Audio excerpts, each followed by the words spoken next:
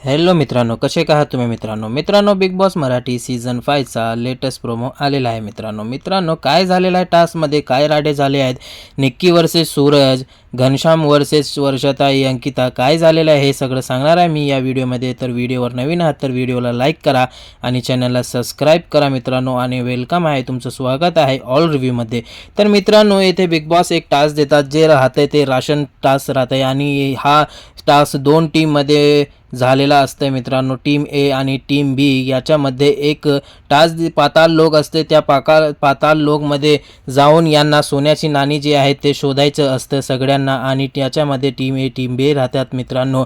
आणि निक्की जाते तर निक्कीला सूरज ओढते आणि सूरजला निक्की ओढते, आणि येथे खाली जाऊन डीपी दादा आणि आर्या यांचं पण राडा बघण्यामध्ये येईल, आणि जेलमधून जान्हवी सुद्धा आलेली आहे, टास्कसाठी आलेली आहे मित्रांनो। टास्क झाल्यानंतर ती जाणार आहे जेलमध्ये पुन्हा।